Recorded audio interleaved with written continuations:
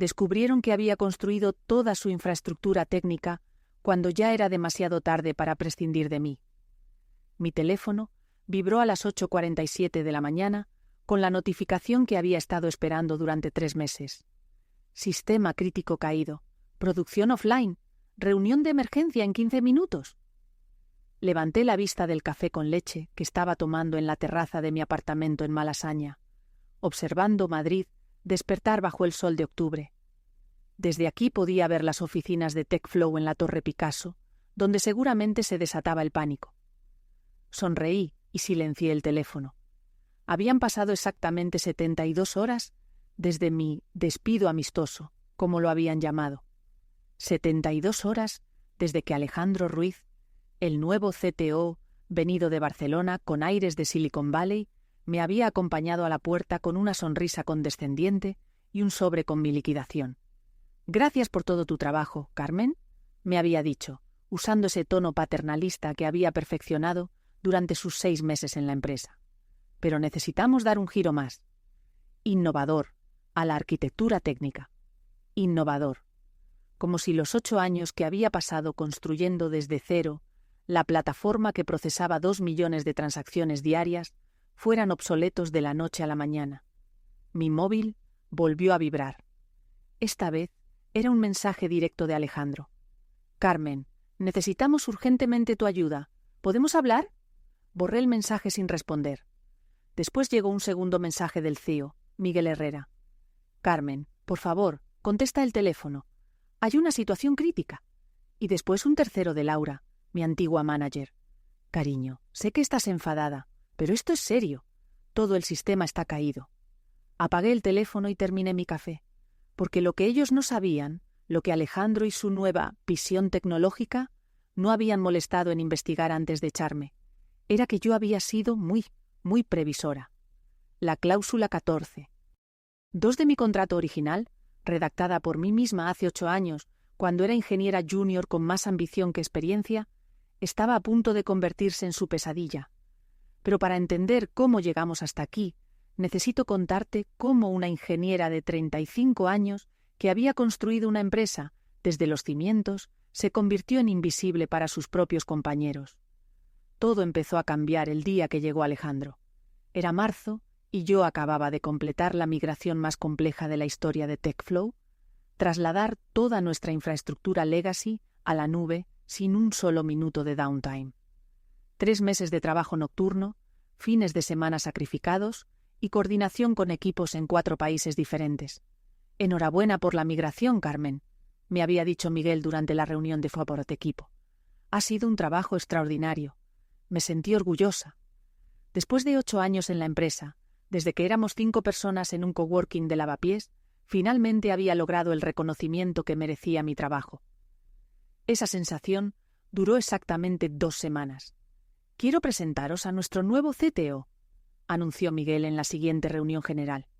«Alejandro Ruiz viene de liderar la transformación digital en varias startups de Barcelona y nos ayudará a llevar TechFlow al siguiente nivel». Alejandro era exactamente lo que esperarías. 40 años, barba cuidada, sudadera con capucha cara y esa confianza que solo puede venir de años de reuniones donde tu principal contribución es hablar de paradigmas disruptivos. «Estoy emocionado de trabajar con este equipo tan talentoso», dijo, su mirada recorriendo la sala, pero deteniéndose apenas un segundo en mí. «Veo muchas oportunidades para modernizar nuestra stack tecnológica». Después de la reunión, se acercó a mi mesa. «Carmen, ¿verdad? He estado revisando la arquitectura del sistema, muy sólida». La pausa antes de sólida fue deliberada. «Me gustaría que habláramos sobre cómo podemos evolucionar hacia tecnologías más contemporáneas». «¿Contemporáneas?» Como si los microservicios en Kubernetes que yo había implementado el año anterior fueran de la época del COBOL. «Claro», respondí. «Tengo documentación completa de toda la arquitectura. ¿Puedo programar una sesión de onboarding? Genial. Aunque prefiero empezar con una perspectiva fresca, ya sabes. A veces estar muy cerca del código existing puede limitar la visión de las posibilidades. Existing code, mi código, el código que mantenía funcionando una plataforma que facturaba 15 millones de euros al año. Durante las siguientes semanas Alejandro comenzó su evaluación técnica. Reuniones privadas con cada miembro del equipo de desarrollo. Revisiones de código donde cuestionaba decisiones de arquitectura que habían demostrado ser sólidas durante años. ¿Por qué usamos PostgreSQL aquí? MongoDB podría ser más escalable, comentaba durante las code reviews, porque PostgreSQL maneja mejor la consistencia transaccional para nuestros datos financieros, respondía yo, tratando de mantener la paciencia. Pero MongoDB tiene mejor performance para Big Data. No tenemos un problema de Big Data. Tenemos un problema de integridad de datos. Alejandro asentía con esa sonrisa que significaba: ya veo que eres resistente al cambio. La gota que colmó el vaso llegó en mayo. Alejandro había organizado una sesión de brainstorming para la nueva arquitectura, con todo el equipo técnico. Menos conmigo. Carmen, no te incluí, porque quería que el equipo pudiera expresarse libremente sobre el futuro técnico sin sentirse condicionados por las decisiones del pasado. Me explicó cuando le pregunté por qué me había excluido de una reunión sobre mi sistema. Decisiones del pasado, como si fuera un dinosaurio hablando de mainframes. Esa noche volví a casa a mi apartamento en Chamberí y abrí mi contrato original.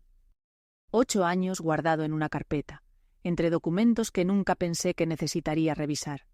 Y ahí estaba, la cláusula torce 2. La había escrito cuando era joven e idealista, pero también cautelosa. Había visto demasiadas historias de desarrolladores, cuyo trabajo había sido apropiado y minimizado.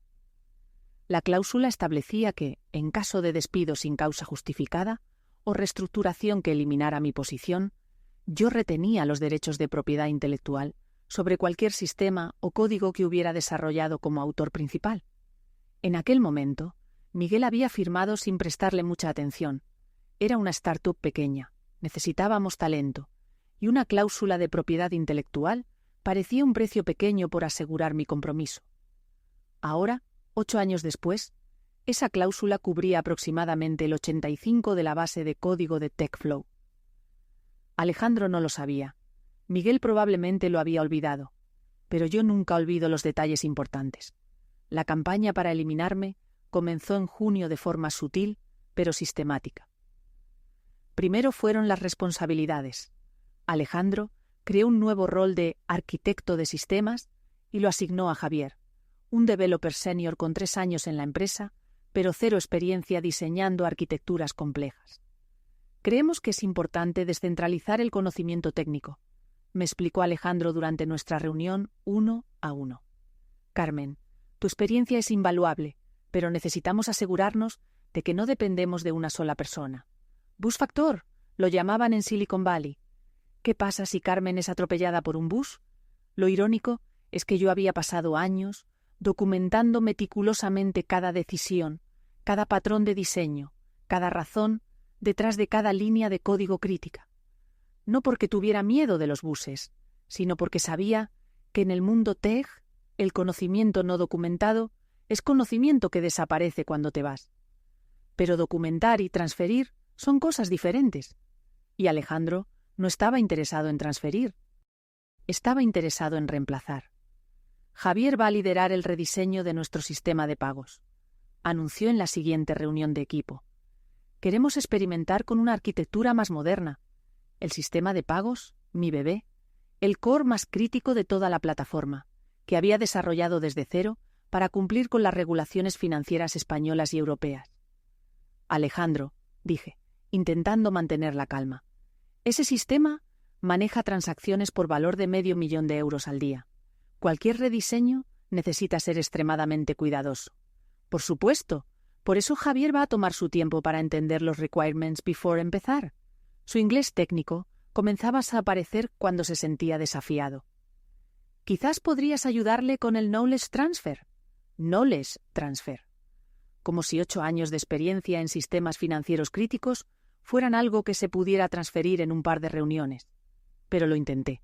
Durante 2 semanas me senté con Javier explicándole cada componente, cada validación, cada edge case que había encontrado durante años de bugs en producción. ¿Por qué validamos el IBAN 2 veces aquí?, me preguntaba. Porque descubrimos que algunos bancos europeos envían confirmaciones asíncronas que pueden invalidar una transacción después del primer check. Y esto, control the race conditions, cuando múltiples transacciones llegan desde el mismo usuario simultáneamente. ¿Y este timeout? Algunos bancos tardan hasta 45 segundos en responder durante las horas pico. Cada pregunta revelaba la misma verdad incómoda. El código no era solo código. Era años de aprendizaje encapsulado en lógica. Cada línea representing una lección aprendida, un error evitado, un edge case descubierto. Pero Alejandro veía complejidad donde yo veía robustez. «Carmen, creo que hemos overengineered algunos de estos sistemas», me dijo después de revisar mi sesión con Javier. «A veces, la simplicidad es más valiosa que la completitud». La simplicidad. El santo grial de los CTOs que nunca han tenido que lidiar con las 3 AM debuggings de un sistema que mueve dinero real. En julio, las cosas se aceleraron. Alejandro trajo a un consultor externo para hacer una evaluación independiente de nuestra arquitectura técnica.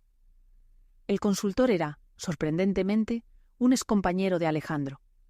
Su evaluación, sorprendentemente, concluyó que necesitábamos una reescritura completa con tecnologías más modernas. El código legacy está obstaculizando nuestro crecimiento, leí en su informe. Recomendamos una migración gradual hacia un stack más contemporáneo, liderada por perfiles senior con experiencia en transformaciones digitales. Legacy Code, mi código de nuevo. Fue entonces cuando empecé a hacer capturas de pantalla de todo. Commits en Git, documentación técnica, emails de diseño, reviews de código. Si iban a borrar mi historia, al menos iba a tener evidencia de que había existido. La reunión final llegó en agosto, en una sala de conferencias con aire acondicionado, demasiado fuerte y café demasiado amargo. «Carmen, hemos tomado la difícil decisión de reestructurar el equipo técnico», me dijo Miguel, evitando mi mirada. «Tu contribución a TechFlow ha sido inmensa, pero creemos que es momento de dar un paso hacia el futuro». Alejandro asintió gravemente, como si esta decisión le doliera tanto como a mí. «Tu posición como Senior Platform Engineer va a ser eliminada», continuó Miguel. «Pero queremos ofrecerte un rol de QA Senior, donde tu experiencia con el sistema Legacy será muy valiosa. De arquitecta principal a tester, de líder técnica a verificadora del trabajo de otros. Entiende que no es un despido», añadió Alejandro. «Es una reubicación estratégica». Miré a ambos hombres sentados frente a mí, hombres que habían decidido que mi valor residía en verificar el código de otros, no en escribir el mío.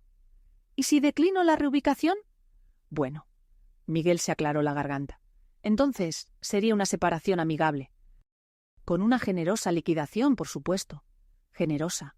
Como si el dinero pudiera compensar 8 años de arquitectura técnica reducida a legacy obstaculizador». «Necesito pensarlo», dije, pero ya sabía cuál sería mi respuesta.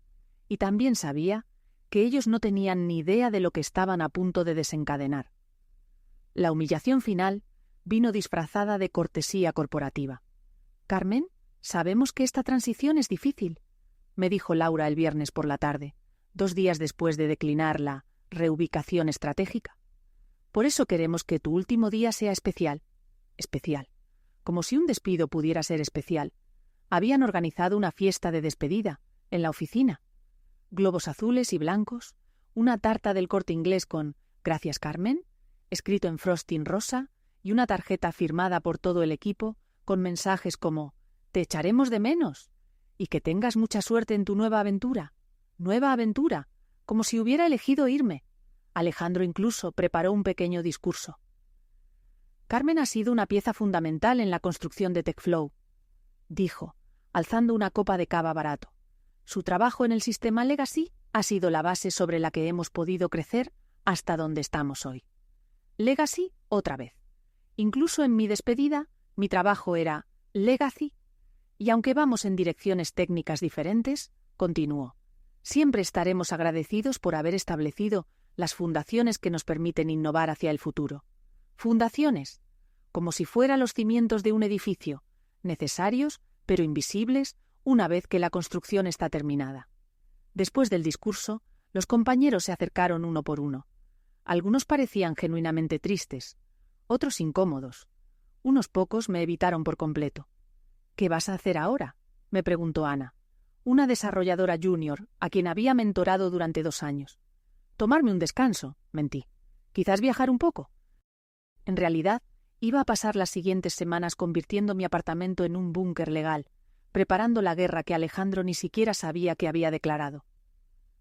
Javier se acercó cerca del final de la fiesta. Carmen, quería decirte que... Bueno, es muy difícil llenar tus zapatos. El sistema de pagos es mucho más complejo de lo que pensaba. ¿Habéis encontrado algún problema? Algunos edge cases que no entiendo completamente. Y hay partes del código que... Bueno, que no sé por qué están ahí. Por supuesto que no lo sabía, porque esas partes del código representaban 3 years of production bugs, fixes implementados a las 2 a.m., parches temporales que se habían vuelto permanentes, y soluciones a problemas que solo aparecían bajo condiciones muy específicas. ¿Le has preguntado a Alejandro? Javier bajó la voz. Alejandro dice que son complejidades innecesarias del legacy code, que las elimine en la reescritura. Legacy code. Incluso Javier estaba usando el término ahora. Javier, dije suavemente, ten mucho cuidado con qué partes consideras innecesarias. Cada línea de ese código está ahí por una razón. Él asintió, pero pude ver en sus ojos que no entendía realmente lo que le estaba diciendo. Al final de la fiesta, Miguel me entregó el sobre con mi liquidación. Carmen, quiero que sepas que esta decisión no fue fácil, pero creemos que es lo mejor para el futuro de la empresa. Por supuesto, respondí. Y por favor, mantente en contacto. Siempre habrá un lugar para ti en TechFlow si las cosas no funcionan como esperamos. Un lugar, no mi lugar, un lugar. Recogí mis cosas personales, una planta suculenta, mi taza favorita, algunos libros técnicos. 8 años de vida profesional cabían en una caja de cartón pequeña. Cuando salí de la oficina por última vez, pasé por la mesa donde solía sentarme. Ya habían puesto allí a un desarrollador junior. Mi monitor secundario, que había comprado con mi dinero para ser más productivo, seguía allí. Nadie se molestó en preguntarme si quería llevármelo. Esa noche, en mi apartamento vacío de Chamberí, abrí mi portátil y empecé a trabajar. Tenía emails que enviar, documentos que preparar y una estrategia que implementar. Alejandro creía que se había deshecho de un obstáculo. En realidad, acababa de despertar a su peor pesadilla, pero primero necesitaba que ellos creyeran que habían ganado. El plan comenzó con silencio estratégico. Durante las primeras 2 semanas, después de mi despido, no respondí ni una sola llamada de TechFlow. No por despecho, sino por táctica. Quería que se acostumbraran a funcionar sin mí, que se relajaran, que creyeran que el problema Carmen había sido resuelto satisfactoriamente.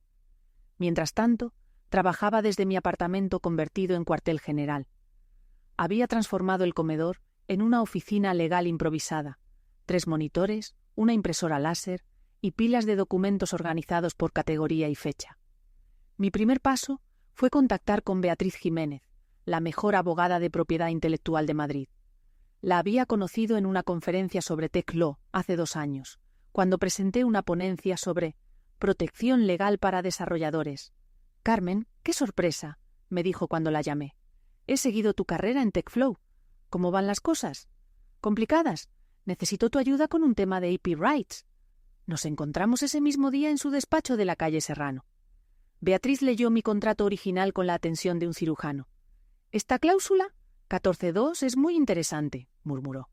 ¿Tienes documentación que pruebe tu autoría principal en los sistemas que mencionas? Abrí mi portátil y le mostré lo que había estado recopilando. Commits de Git con mi usuario, emails de diseño técnico, documentation wikis, code reviews donde apareció mi nombre como autor original, hasta screenshots de Slack donde discutía decisiones arquitectónicas. ¿Todo esto lo desarrollaste como empleada de TechFlow? Sí, pero bajo una cláusula específica que me otorga rights de IP en caso de despido injustificado o eliminación de posición. Beatriz sonrió. Era la sonrisa de una cazadora que acababa de ver a su presa. Carmen, creo que tienes un caso muy sólido, pero necesito que entiendas las implicaciones. Si procedemos con esto, no hay vuelta atrás. TechFlow va a ser tu enemigo declarado. Ya lo son, respondí. Solo que ellos no lo saben todavía. Pasamos las siguientes semanas construyendo el caso. Beatriz trajo a su equipo, especialistas en IP, expertos en contratos laborales y un perito técnico que podía certificar la originalidad y complejidad de mi código. Mientras tanto, empecé a recibir las primeras señales de problemas en TechFlow. Carmen, soy Javier. Perdón por molestarte, pero tenemos un issue con el sistema de pagos. El mensaje de WhatsApp llegó un martes por la noche. El procesamiento de refunds se está colgando. ¿Sabes qué puede estar pasando? No respondí inmediatamente. Esperé 12 horas. Hola, Javier. Ya no trabajo en TechFlow, así que no puedo ayudar con issues técnicos. Te sugiero que contactes con Alejandro. Ya lo hice. Dice que es legacy code, mal documentado, y que necesitamos acelerar la reescritura. Mal documentado. Tenía 837 páginas de documentación técnica en Confluence, pero aparentemente eso no era suficiente para el nuevo paradigma. Después llegó un mensaje de Ana. Carmen, el deploy del viernes se rompió. Alejandro dice que son dependencias obsoletas del código legacy. ¿Podrías echar un vistazo? Y otro de Miguel. Carmen, sé que oficialmente ya no trabajas aquí, but we could really use your help con algunos issues técnicos. ¿Podríamos hablar? Cada mensaje confirmaba lo que ya sabía. Sin mí, el sistema que habían llamado legacy obstaculizador se estaba desmoronando lentamente. Pero yo tenía un plan mejor, que simplemente ayudarles a apagar fuegos. El 15 de octubre, exactamente un mes después de mi último día, Beatriz envió la primera carta legal a TechFlow. El asunto del email era simple. Notificación de reclamación de derechos de propiedad intelectual. Carmen Ruiz vs. TechFlow SL. La carta especificaba que yo era la autora principal del 85 del codebase de TechFlow, que mi despido había sido injustificado según mi contrato original, que por tanto, según la cláusula 14, 2, yo retenía los rights de IP sobre esos sistemas, que TechFlow tenía 30 días para responder o enfrentaría acciones legales. Copié al CIO, al CTO y al departamento legal. 18 minutos después, mi teléfono empezó a sonar. No respondí. Tenía cosas más importantes que hacer. ¿Cómo preparar mi invoice? La respuesta de TechFlow fue exactamente la que esperaba. Panic, disfrazado de indignación legal. Su abogado corporativo, un hombre llamado Fernando Ruiz, sin relación familiar por suerte, me llamó al día siguiente de recibir la carta. Señora Ruiz, esta reclamación es completamente infundada. Cualquier trabajo realizado como empleada de TechFlow pertenece a la empresa.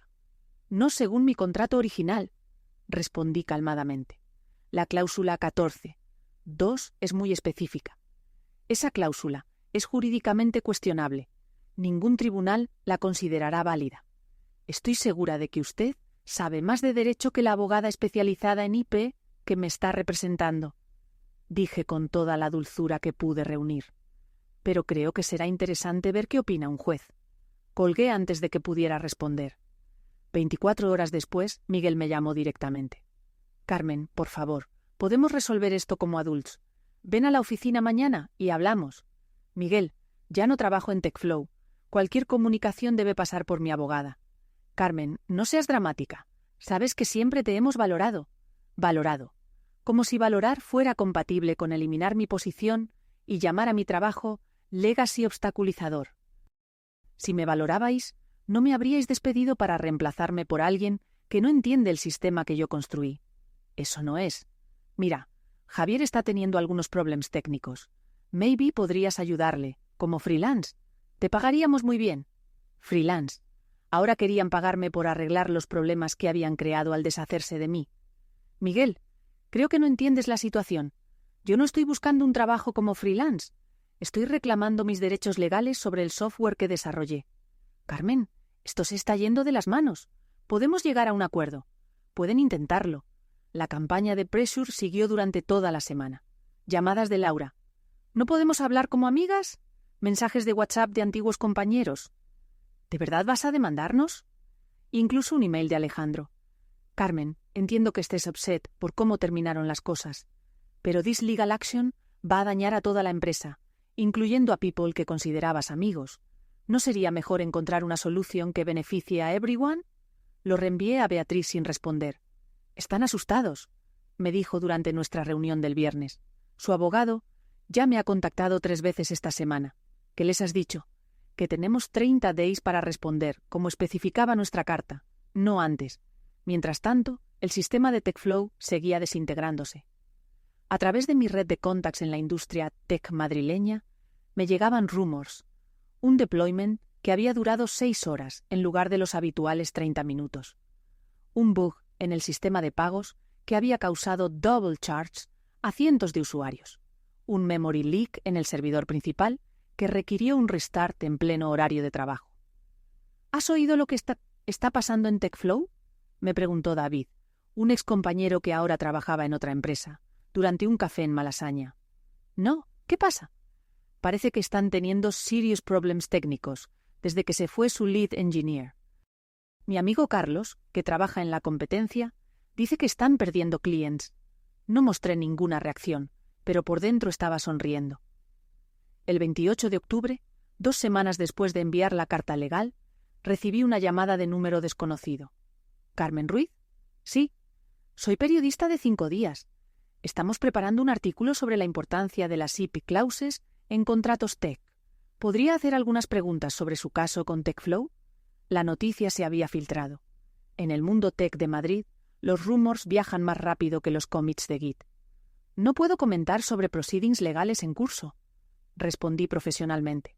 Entiendo, pero podría hablar en general sobre la protección de developers contra corporate overreach. Ahora estaba interesada. ¿Qué tipo de artículo están preparando? 2 días después, 5 días, published un artículo titulado La batalla silenciosa de los desarrolladores, cuando las empresas tech borran a sus creators. No mencionaba mi nombre específicamente, pero cualquiera en el sector sabía de qué estaban hablando. El timing era perfecto, porque el lunes siguiente Beatriz iba a enviar la segunda carta. Y esta vez no iba a ser una simple notificación. La segunda carta era una obra de arte legal. Beatriz había pasado 2 semanas puliendo cada palabra, cada cláusula, cada amenaza implícita, hasta convertirla en un bisturí jurídico diseñado específicamente para desmantelar la posición de TechFlow. Estimados señores, comenzaba la carta, habiendo transcurrido el período de 30 días especificado en nuestra comunicación anterior sin recibir respuesta satisfactoria, procedemos a informarles de las siguientes acciones legales. La lista era devastadora. Demanda por infracción de propiedad intelectual. Reclamando 85 del Codebase, solicitud de injunction. Prohibiendo el uso del software hasta resolución del caso reclamación de damages. Calculating lost royalties desde mi despido auditoría técnica independiente para certificar mi autoría del código, pero la verdadera bomba estaba en el anexo. Un invoice detallado por servicios de consultoría retroactivos, habiendo establecido que el software en cuestión fue desarrollado bajo mis derechos de IP, escribía la carta. Y siendo que TechFlow ha continuado usando y monetizando dicho software sin mi autorización, por la presente facturo los siguientes servicios de consultoría especializada. Sistema de pagos, 12. Drew por mes durante 13 meses, 156. Molo arquitectura de microservicios, 8. 1000 por mes durante 24 meses, 192. Mulu sistema de autenticación, 6. Mul por mes durante 36 meses, 216. Logro base de datos y optimización, 10. Mul por mes durante 18 meses, 180. Mul total, 744. Nolo, más interest y legal fees. Envié la carta un lunes por la mañana.